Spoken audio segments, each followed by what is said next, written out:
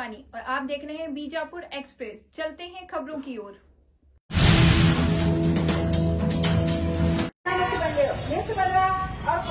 ಅದೇ ಪಿಸಿ ಊಟದವ್ರಿಗೆ ಮತ್ತೆ ಅಂಗನವಾಡಿಗೆ 1,000 ರೂಪಾಯಿ ವೇತನ ಇದು ನಿಗದಿ ಮಾಡ್ಯಾರ. ಅವ್ರ ಬಗ್ಗೆ ನಮಗೂ 1,000 ರೂಪಾಯಿ ಮಾಡಿದ್ರು, ಆಗ ಅದು ಬಿಡುಗಡೆ ಮಾಡಿಲ್ಲ.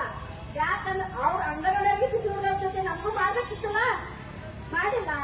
ಯಾಕಂದ್ರೆ ಈಗೆಲ್ಲ ನೀವು ಆಶಾ ಕಟ್ಕೊಂಡ್ರೆ 10,000 ರೂಪಾಯಿ ವೇತನ ಗಳಿಸ್ತೀವಿ ಅಂತ ಹೇಳಿ 4ನೇ 5ನೇ ಅದನ್ನು ತೆಗಿತಾರೆ. 60 ವಯಸ್ಸು ಆದ್ಮೇಲೆ ಅವ್ರು ತೆಗಿಲಿ. ಮತ್ತೆ ಡಿಗ್ರಿ ಎಲ್ಲ ತಗೊಳ್ಳಿ, ಡಾಕ್ಟರ್ BSc ಕಲ್ತವ್ರು ತಗೊಳ್ಳಿ, ಯಾರು ಬೇಕಾದ್ರೆ ತಗೊಳ್ಳಿ. ಮತ್ತೆ ಆಶಾವನ್ನು 4ನೇ 5ನೇ ಇದ್ದವ್ರು ನೀವು ಆಶಾವನ್ನು 4ನೇ ಕಲ್ತಿರಿ ಬೇಡ ನಾನು ಅಂದಿಲ್ಲ. ಬರೀ ಆಶಾ ಬರೀವ 2 ತಾಸು ಕೆಲಸ ಮಾಡ್ರಿ, ಉಳ್ಕಾದೆಲ್ಲ ನಿಮ್ಮ ಮನೆಯಾಗಿದ್ದ.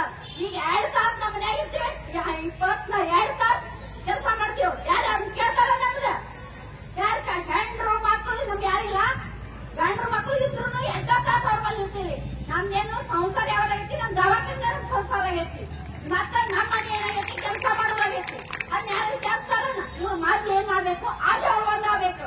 ಏನು ಆಯ್ತು ಕಬಡ್ಡಿ ಆಯ್ತಿಲ್ಲ ಆತತಿ, ನಂದೇನು ಆತತಿ ಅಂತ ಕೇಳ್ತೀರಿ. ಎಲ್ಲರೂ ಒಂದಾರಿ ಹೋದ್ರ ಎಲ್ಲರೂ ಕೂಡ ಹೋಗೋಣ, ಇದ್ರ ಎಲ್ಲರೂ ಕೂಡ ಇದ್ರು.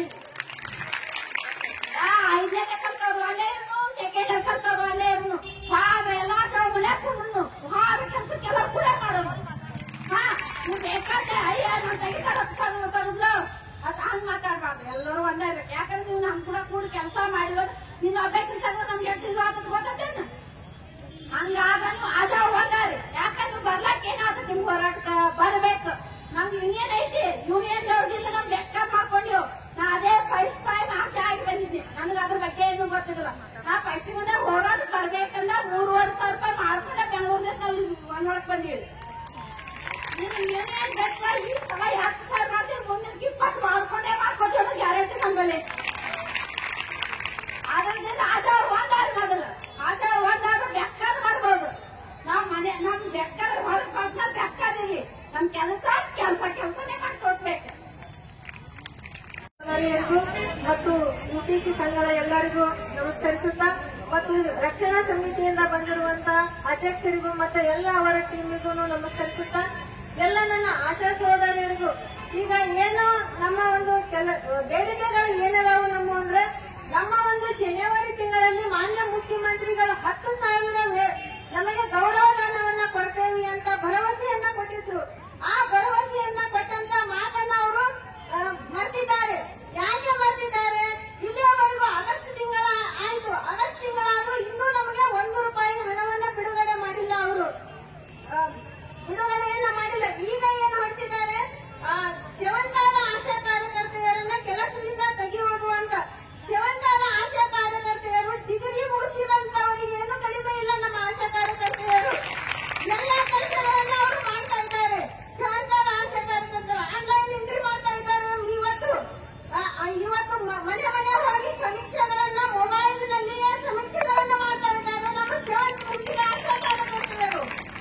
ಈಗ ಡಿಗ್ರಿ ಮುಗಿಸಿದವರು ನಮ್ಮ ಸೇವಂತ ಮುಗಿಸಿದಂತ ಆಶಾ ಕಾರ್ಯಕರ್ತರ ಮುಂದೆ ಏನು ಅಲ್ಲ. ಅವರು ಸೇವಂತನ ನೆವ ಮಾಡಿಕೊಂಡು ನಮ್ಮ ಯಾವ ಆಶಾ ಕಾರ್ಯಕರ್ತೆಯನ್ನು ಸರ್ಕಾರ ತೆಗೆಯಬಾರದು ಅನ್ನುವುದು ನನ್ನ ಉದ್ದೇಶ. ನಮ್ಮ ಆಶಾ ಕಾರ್ಯಕರ್ತರ ಪ್ರತಿಯೊಂದು ಕೆಲಸನು ಸೇವಂತ ಮುಗಿಸಾರು ಅಂತ ಒಂದು ನೀವು ಶಿಕ್ಷಣವನ್ನ ನೆಪವನ್ನ ಮಾಡಿಕೊಂಡು ಬೇಡಿ. ಯಾಕಂದ್ರೆ ಪ್ರತಿಯೊಂದು ಕೆಲಸನು ಆನ್ಲೈನ್ ಎಂಟ್ರಿ ಹಿಡ್ಕೊಂಡು ಪ್ರತಿ ಮನೆ ಭೇಟಿ, ತಾಯಿ ಮಗುವಿನ ಮರಣವನ್ನ ಕಡಿಮೆ ಮಾಡುವುದರಲ್ಲಿ ಮುಖ್ಯ ಕೆಲಸವನ್ನು ನಮ್ಮ ಆಶಾ ಕಾರ್ಯಕರ್ತೆಯರ ಕೆಲಸವಾಗಿದೆ. ಮತ್ತು ಪ್ರತಿಯೊಂದು ಈಗ ಮೊನ್ನೆನೇ ಒಂದು 2024ರಲ್ಲಿ ಒಂದು ಉದಾಹರಣೆ, ಗೌರ್ಮೆಂಟ್ ಬಸ್ಸಿನಲ್ಲಿ ಒಬ್ಬ ಗರ್ಭಿಣಿ ಮಹಿಳೆ ಒಬ್ಬಳು ಹೆರಿಗೆ ನೋವಿನಿಂದ ಇದ್ದಾಗ ದಾರಿಯಲ್ಲಿಯೇ ತಡೆದು ನಮ್ಮ ಆಶಾ ಕಾರ್ಯಕರ್ತೆ ಹೆರಿಗೆಯನ್ನ ಮಾಡಿಸಿಕೊಂಡು ಆ ತಾಯಿ ಮಗುವಿನ ಒಂದು ಪ್ರಾಣವನ್ನ ಕಾಪಾಡಿದ್ದಾಳೆ. ಆ ಒಂದು ನಮ್ಮ ಆಶಾ ಕಾರ್ಯಕರ್ತೆ ಅವಳು ಆ ಗೌರ್ಮೆಂಟ್ ಬಸ್ಸಿನಲ್ಲಿ ಇರಲಿಲ್ಲ ಅಂದ್ರೆ ಆ ತಾಯಿ ಮಗುವಿನ ಗತಿ ಏನಾಗ್ತಿತ್ತು? ಅದೇ ನಮ್ಮ ಸೇವಂತ ಮುಗಿಸಿದ ಆಶಾ ಕಾರ್ಯಕರ್ತೆ. ಅವಳೇನು ಡಿಗ್ರಿ ಮುಗಿಸಿ ಒಂದು ಪದವಿಯನ್ನ ಪಡೆದಿದ್ದಿಲ್ಲ.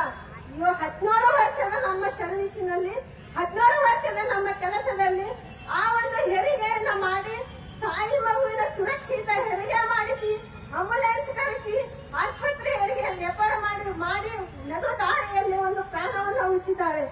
ಇಂತಹ ಒಂದು ಕಾರ್ಯಗಳನ್ನ ನಮ್ಮ ಎಲ್ಲ ಹಿರಿಯ ಆಶಾ ಕಾರ್ಯಕರ್ತೆಯರು ಮಾಡ್ತಾರೆ.